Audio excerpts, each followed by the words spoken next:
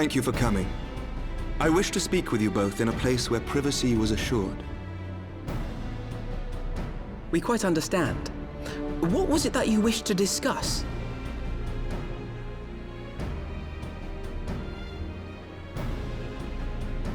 With my father's passing, the seat of the Archbishop lies vacant. And so, in accordance with canon law, I have assumed his responsibilities.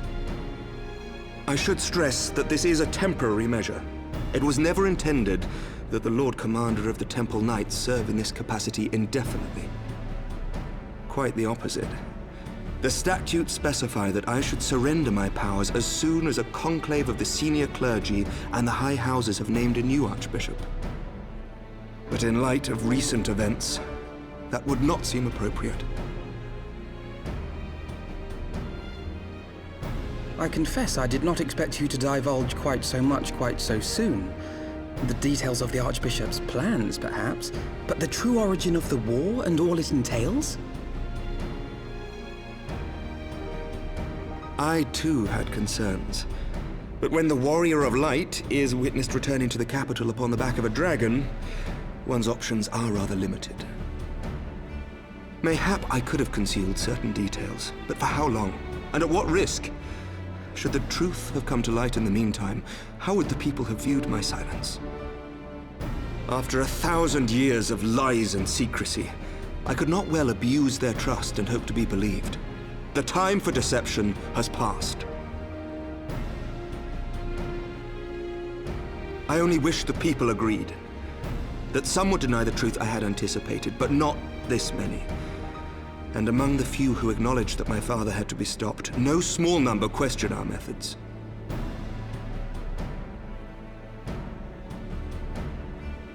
If they suspect a coup, it will not be long before some turn to violence. It has already begun, and that on both sides. Men and women of the cloth are being harassed in the streets. Some have even been assaulted in the broom. Hilda and her people have formed a watch to help us maintain order, but such measures will not prevent the unrest from spreading.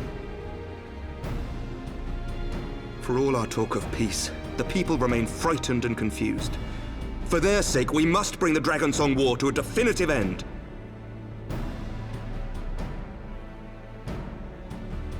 And we should be glad to help you, Sir Emmerich. But what precisely would you have us do?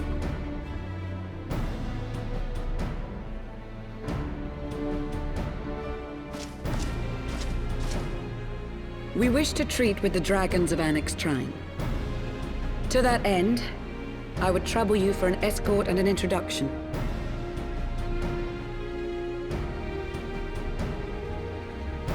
Annex Trine? You would speak with Vidofnir, then? We must needs open a dialogue between our peoples.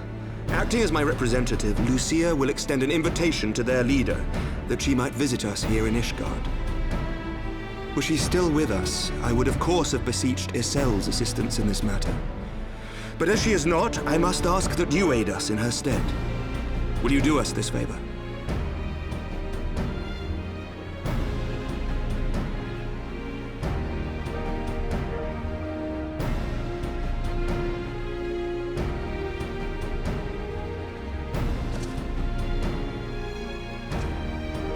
Thank you, my friends.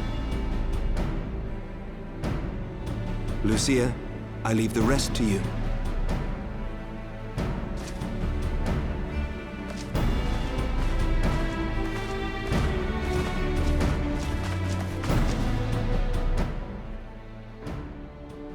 In the wake of the Archbishop's fall, the nation of Ishgard trembled, the faith of her people shaken to its very core.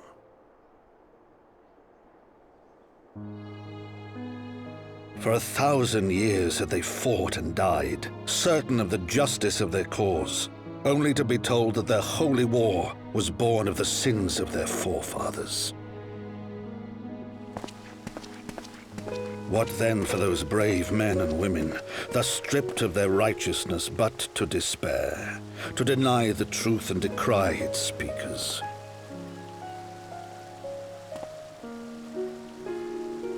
And what then for those whom they defamed but to hope on? To have faith in a brighter tomorrow?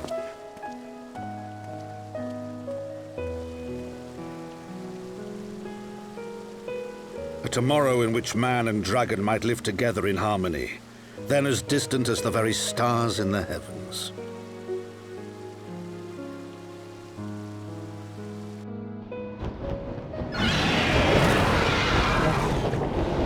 Yet while we dared to hope, deep within his lair the enemy lay, gathering his strength. Nidhogg, now possessed of his 2 eyes and the body of the Azure Dragoon, prizes to which he had laid claim at the very hour of the hero's triumph.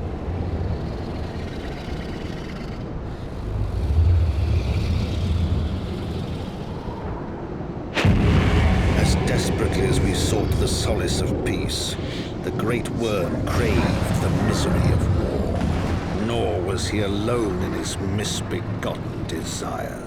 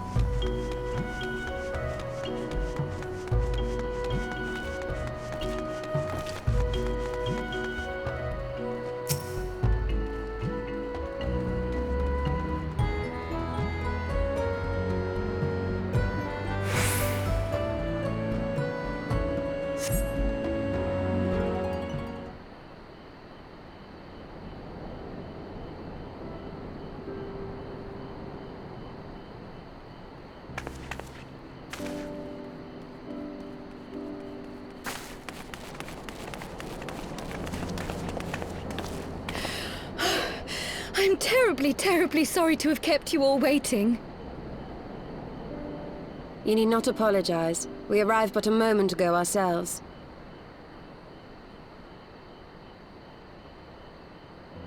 Pray, allow me to introduce Kryle, who has recently come from the Sharlayan motherland. She has generously offered to assist us. Oh, please, think nothing of it. A trip to Eorzea was long overdue.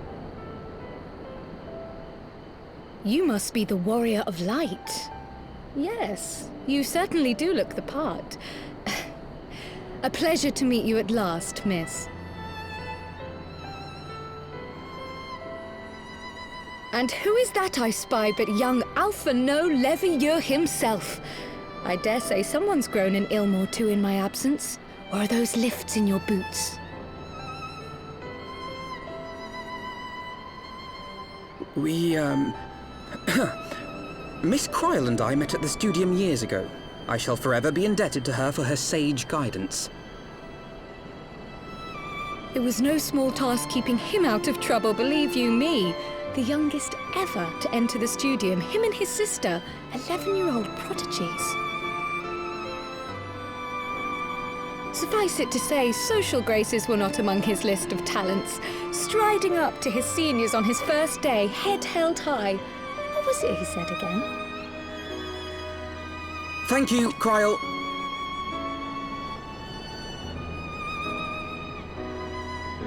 For what? I haven't finished yet.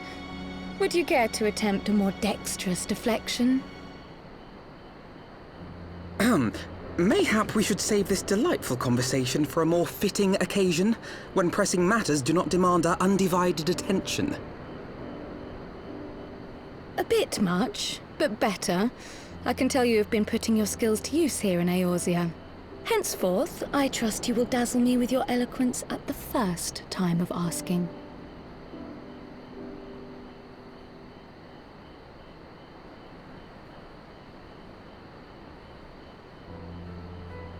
Right, on to more pressing matters. Finding Minfilia and the other missing scions.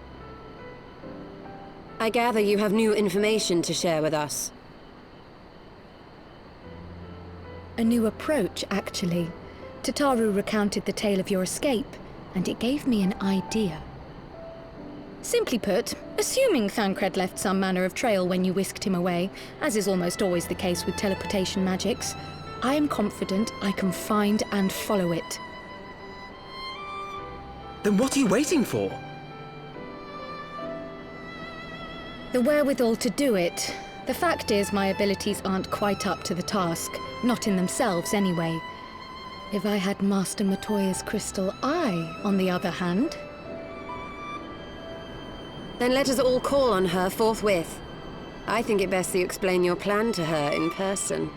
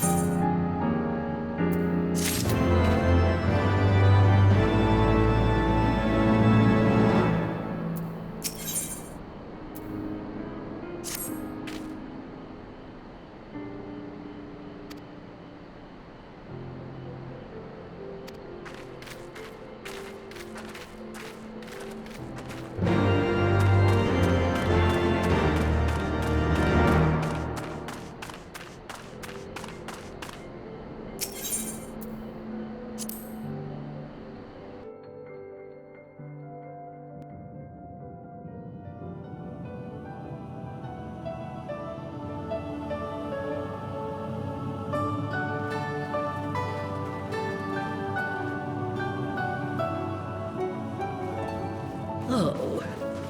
Is that trouble I smell? Or did you forget to wipe your boots on the way in? Forgive us, Master Matoya. We will be sure to wipe them on the way out.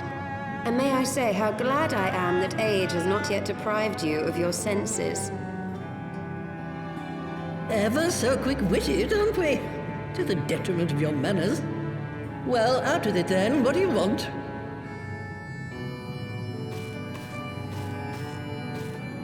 Pray, allow me to introduce myself, Master Matoya. I am Kryl, of the students of Baldessian. I hope you will excuse our unannounced visit. Baldessian, you say? Ah, yes. The old coot set up shop on the Isle of Val, didn't he? Regrettably, our Order's headquarters and the Isle itself were obliterated by a magic of immense power. I have the blessing of light to thank for my own preservation. Kryl, you too possess the Echo. Well, yes, of course I do. Our Order is devoted to uncovering the mysteries of Hydaelyn and interpreting her will, particularly through the study of her gift to us. It was in the course of these studies that I met and subsequently befriended Minfilia. She and I have rather a lot in common. I had no idea. You weren't supposed to. Not that I wanted to deceive you, you understand, but precautions had to be taken. Yes, yes, that's all well and good, but you still haven't told me why you're here. The students of Baldessian are gone, and there is naught I can do to change that. But the science of the Seventh Dawn can yet be restored, and my dear friend found. You have in your possession an ancient crystal of light, one you call your crystal eye. I believe I can use it to focus my abilities and locate one of the missing scions. And there I was, thinking you might want to make use of my years of experience. Oh, wait here.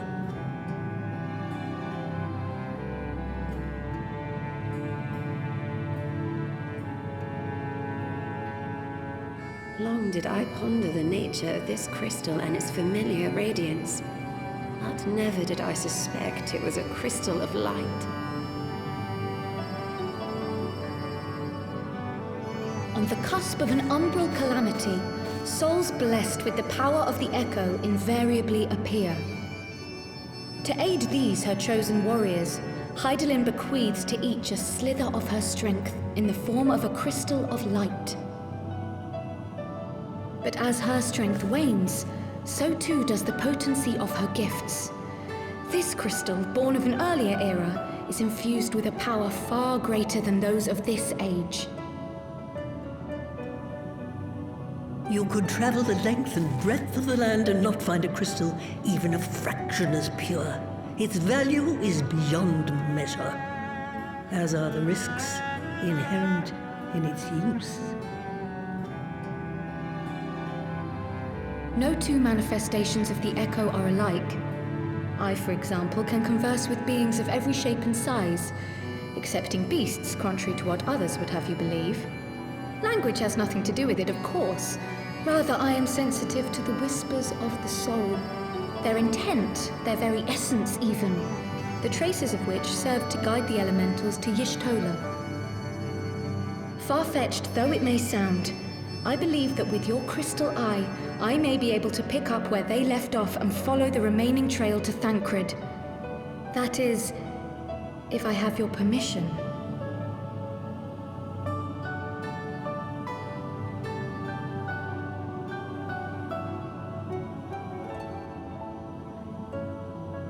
Well, the poor sod's not going to find himself.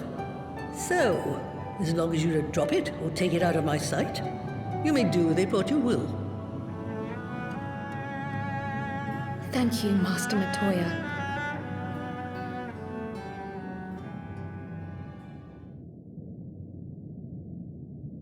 Then let us begin.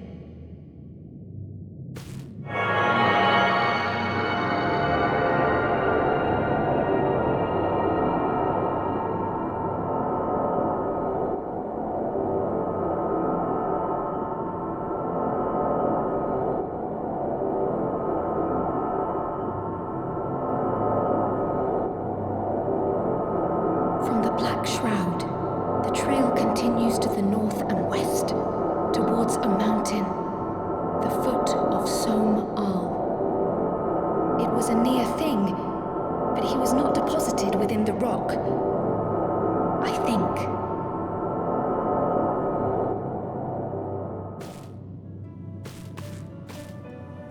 The hunters of Tailfeather know those lands well.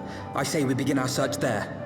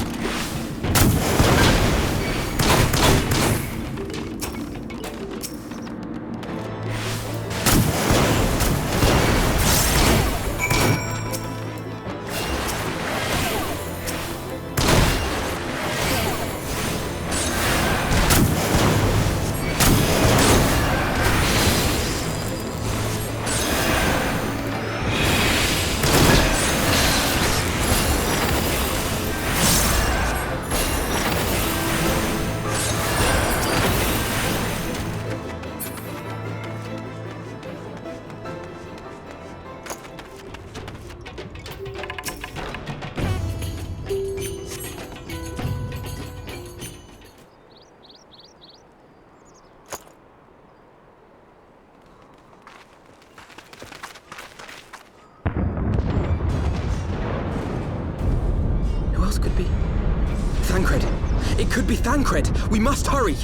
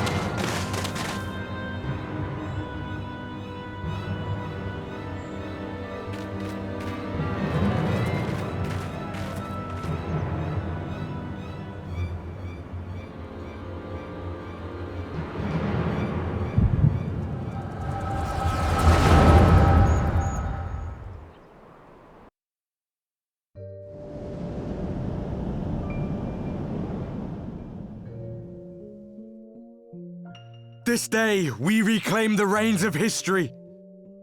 This day, we rid ourselves of the Ascians forever! Fools playing at heroes, all of you. Is this how you believe you can save your world? We can and we will, Ascian. You shall see. Or perhaps you will not!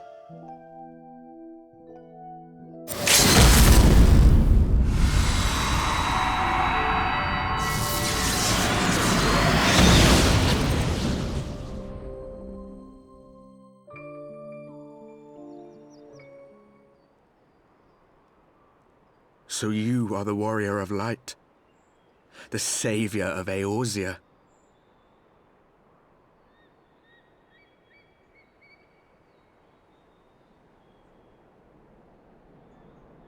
It's a wonder you didn't come sooner, what with the primal and all. Lost a step, have we? Have care. The ether moves strangely around him. It would seem we share a common enemy. Mayhap you would tell us who you are.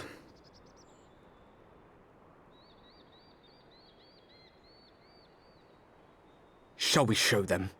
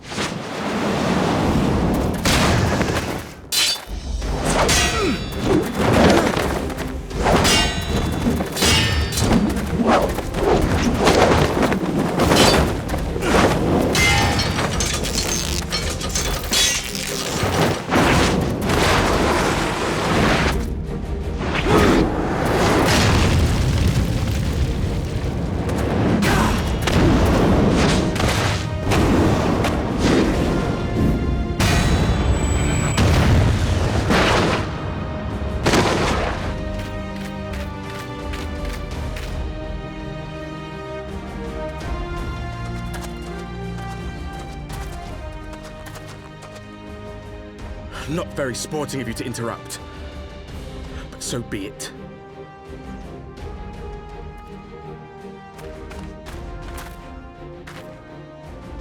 Mark well our faces, Warrior of Light, for we are the Warriors of Darkness, walkers of a different path, and we shall meet again.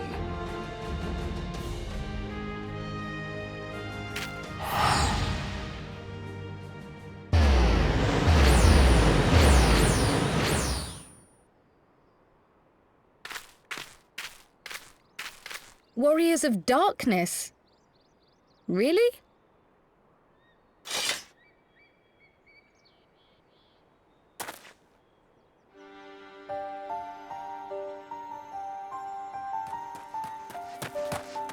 Thancred! Are you all right?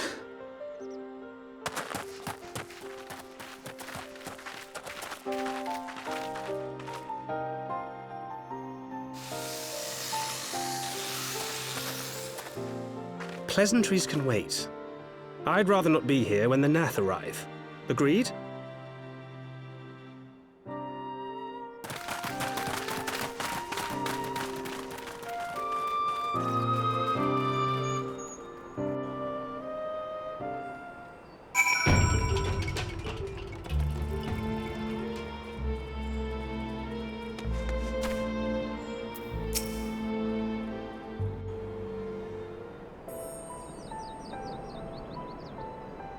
Suffice it to say, our reunion was not at all as I pictured it. Waiting until the last instant to join the fray. 'Tis plain you have not lost your appetite for the dramatic. My appetite for the dramatic? Have you forgotten the circumstances of our parting? The heroic last stand, the tunnel filling with light, and then... Had I known you intended to use forbidden magics to deliver me to some god's forsaken wilderness, I would have thanked you in advance. Thancred.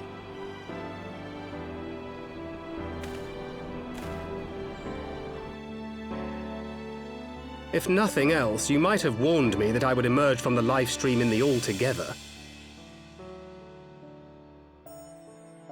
Eventually, I managed to fashion knives from some obsidian I found, and set about hunting for meat and hides. Given that I'm not all that skilled in leatherworking, it's probably for the best that I met the Vath before I was reunited with you.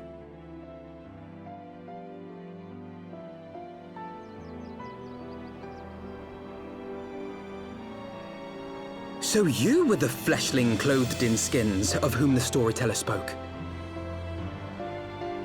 A description which fit me as ill as the skins themselves. Happily, I was able to trade with the Vath for garments better becoming a man of refinement. From them, I learned of Ravana, and of the great warrior who had once laid him low.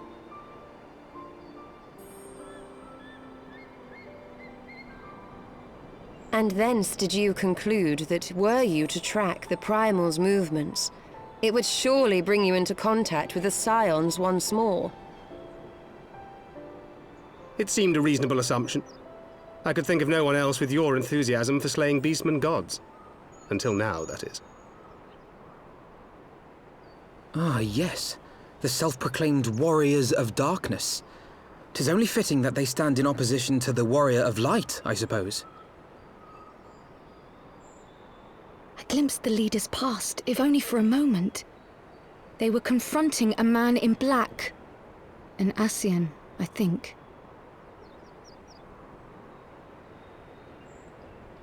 If these warriors are capable of doing battle with Ascians and Primals both, they must be possessed of powerful protection. Protection not unlike the Echo.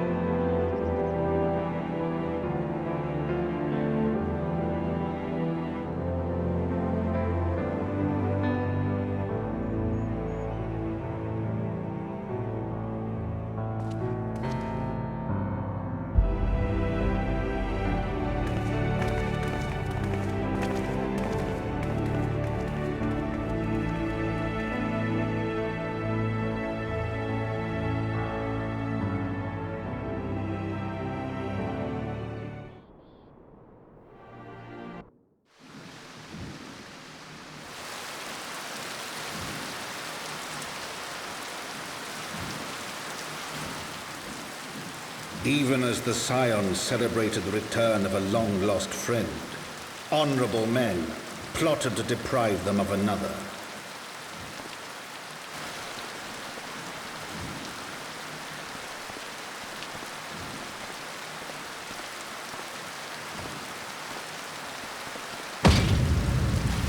Honorable men, to whom Sir Emmerich was no hero, but a scheming patricide.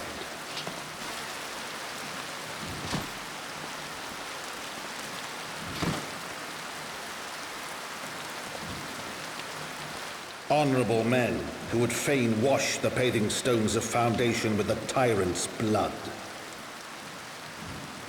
Honorable men whose knife in the dark was the spark which set the city aflame, and who sang as it burned.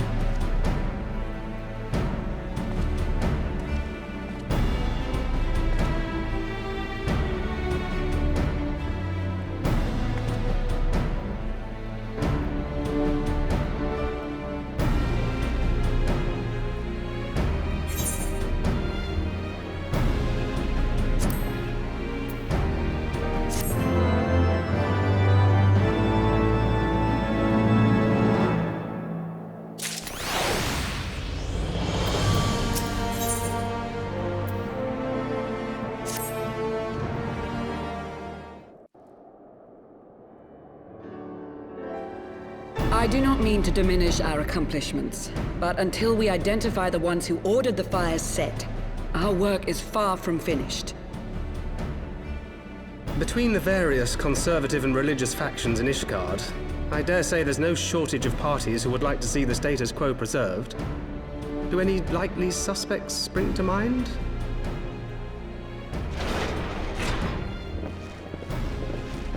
Far too many to count.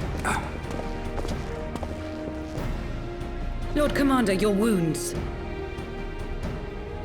Are healing well. Thank you. Time is of the essence. Lest we forget, these men would sooner put their own city to the torch than see it change. When our enemies learn that we have apprehended their arsonist, there is no telling how they will react.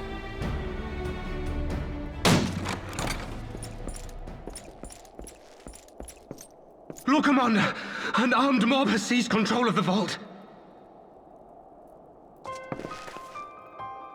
And now we know. Tell us what happened, sir. Spare no detail.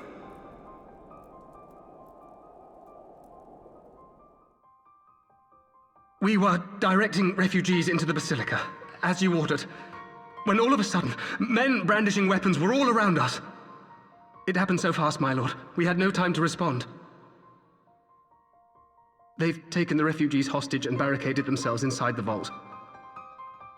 And they sent you to deliver their demands. They, the true brothers of the faith, demand that a conclave to select the next archbishop be held forthwith. Furthermore, they declare that you, Lord Commander, are guilty of patricide and high treason, and that you must surrender yourself at once to receive of the Fury's judgment.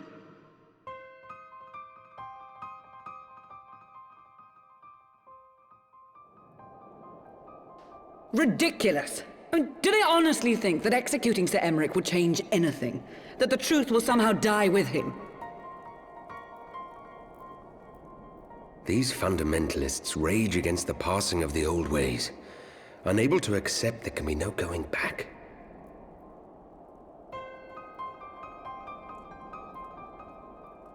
Given the fanciful nature of their demands, a peaceful resolution does not seem likely.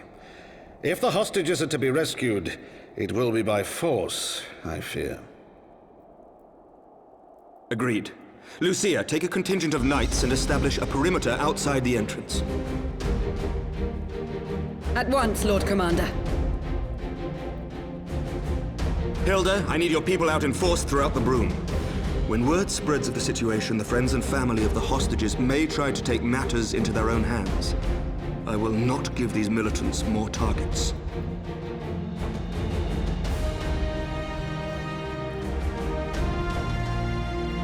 I shall lead the assault on the vault. Master Alphino, can I count on the support of the Scions? Of course.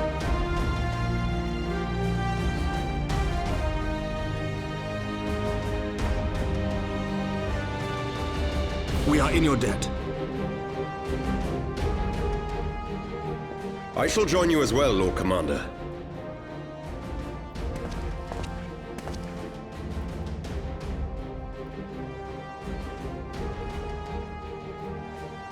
Your assistance is most welcome, Lord Atwarel. To arms, then, friends.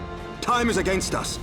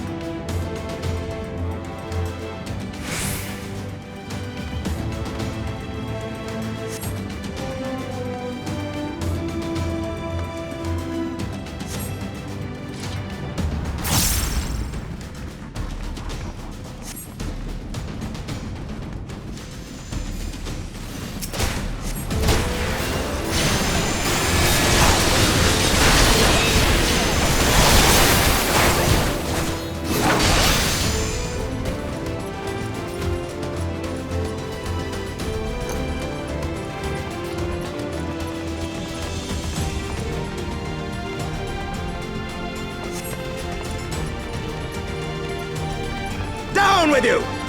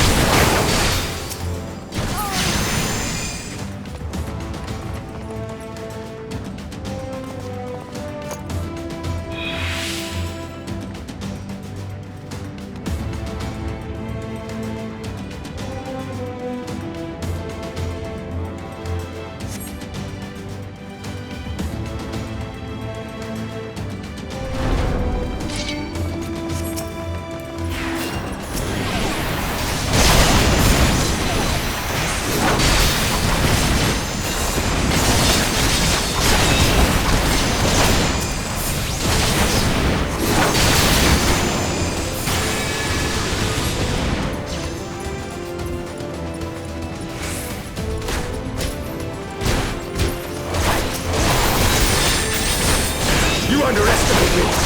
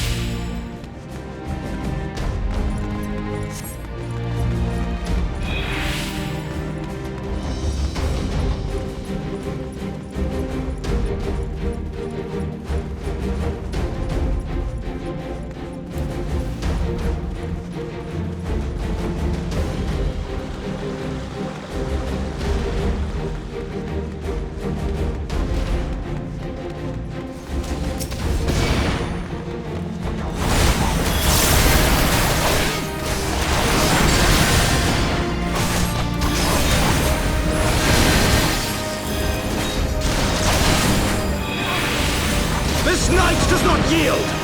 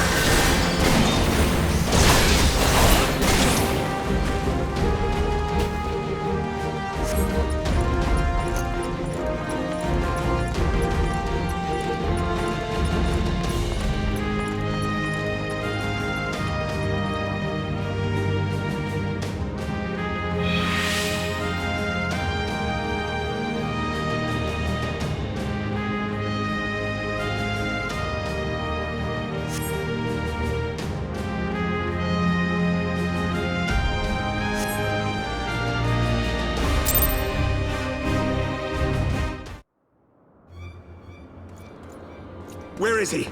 Where is he?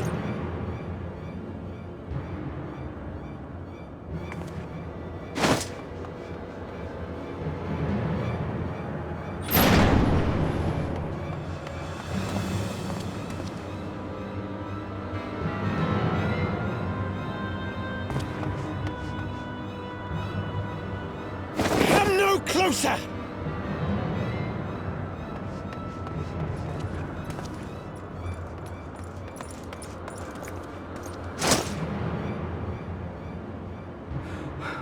You have nowhere to run.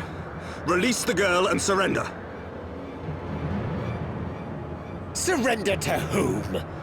The blasphemer who throws wide the gates to our enemy? Who breaks bread with him and calls him brother? Ungodly swine! I would sooner die than surrender to you.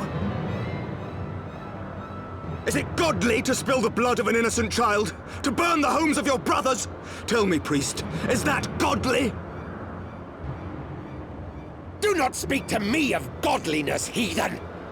Your father's blood is on your hands, as is hers!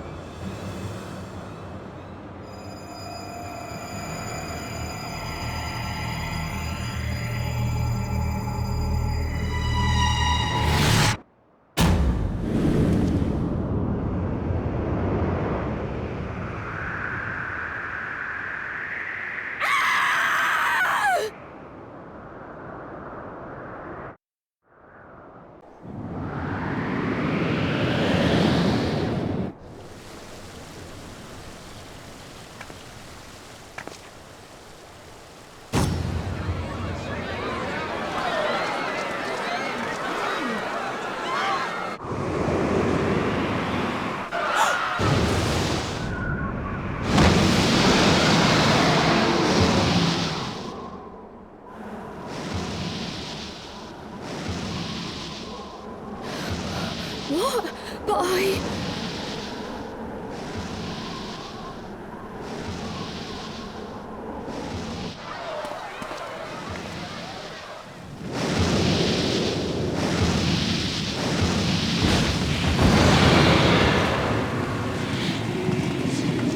Vidofne!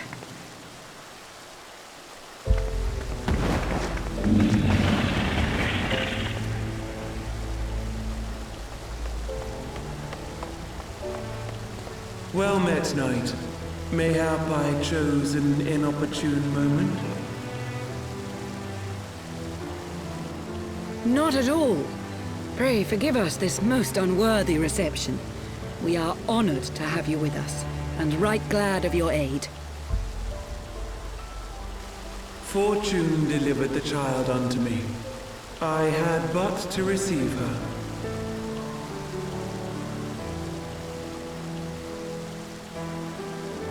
Thank you for saving me. Thou art welcome, child.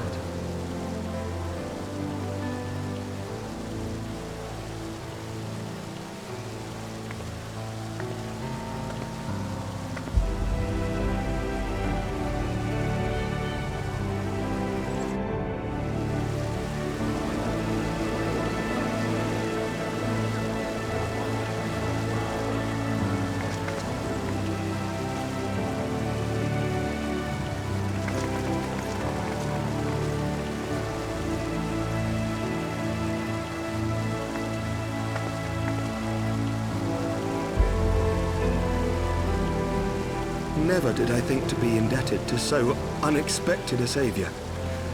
But full glad am I to be so.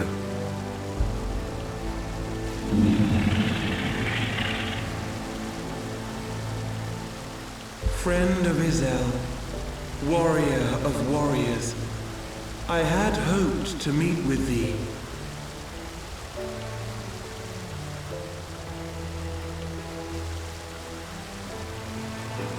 I bear a message from my sire. From Bracefelder?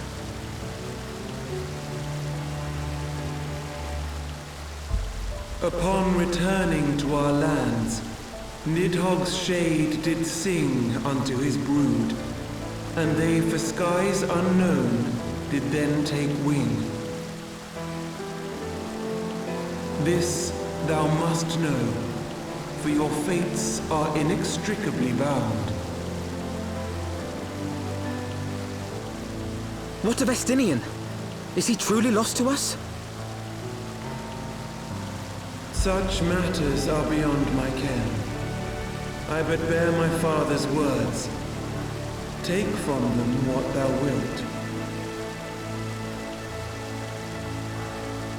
Fare you well, mortals.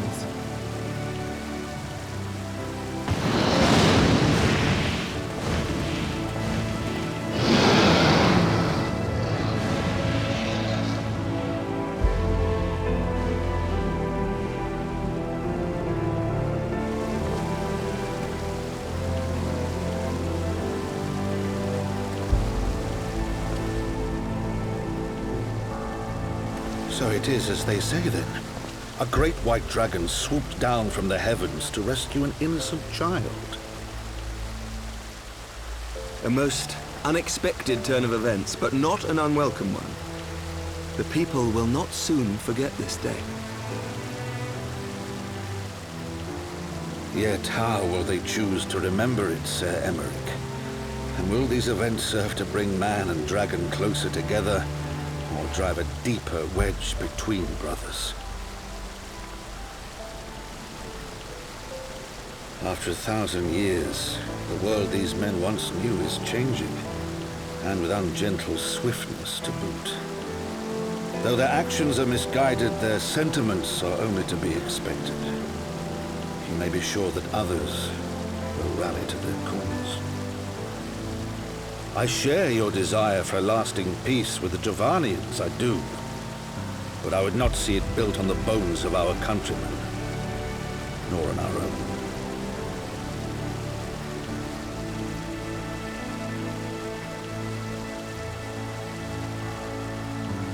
I see much of Horschiffon in you, and I could not bear to mourn the passing of another son. Lord Edmund.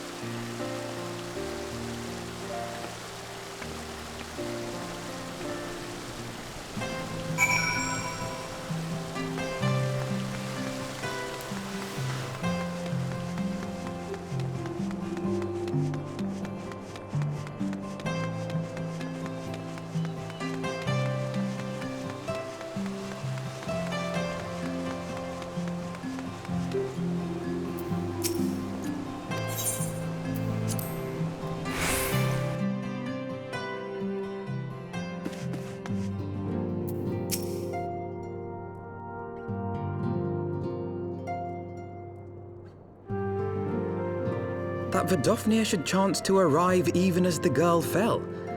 Truly, I could not have planned it better myself.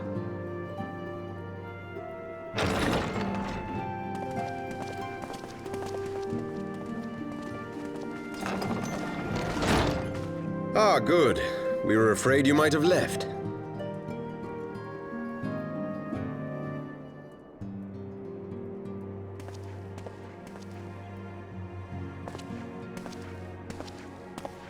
A shield, my lord?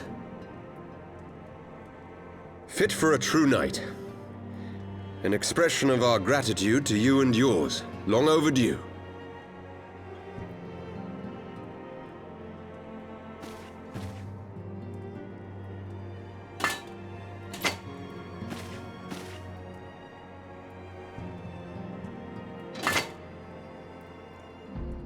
But there is something else I would discuss ere you part. Something which cannot leave this room. My father will soon step down as head of our house. Sir Emmerich was not the only one to fall under suspicion following the death of the Archbishop. There are some who believe my father complicit in a coup d'etat. Thus he intends to renounce his title to absolve our house of suspicion and secure the support of our peers. Surely there must be another way to convince houses Durandare and Zemail. So I said to him. Alas, he will not budge.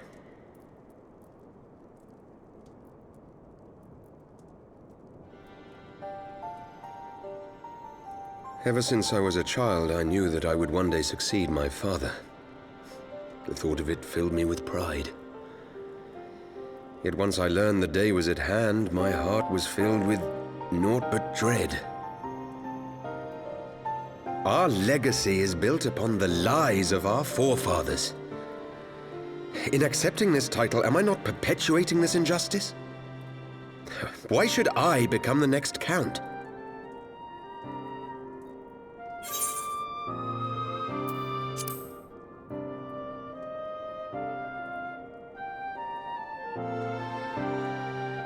You sound just like him. Aye, I suspect that is what Horschiffon would have said. To aid those in need. When you look on that shield, I trust you will remember his words. And should I once more find my resolve wavering, I ask that you show me the way. You are a sister to Horschiffon.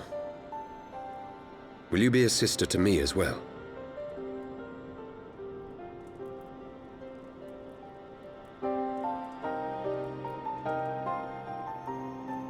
Come, Emanuelaine. There's much to be done. For Father, and for Sir Emmerich, and for Ishgard.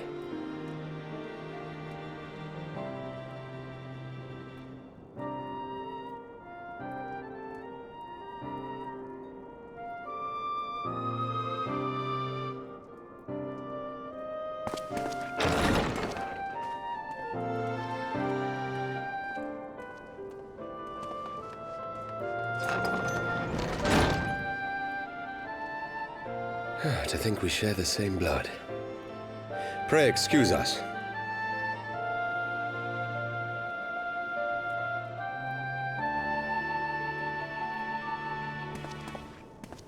Those were the days of promises and vows, of tentative first steps into an uncertain future. A future shaped by the choices we made, in ways we could never have foreseen. Born of good and evil, of light and darkness, and shepherded by our hand. Be it for weal, or be it for woe.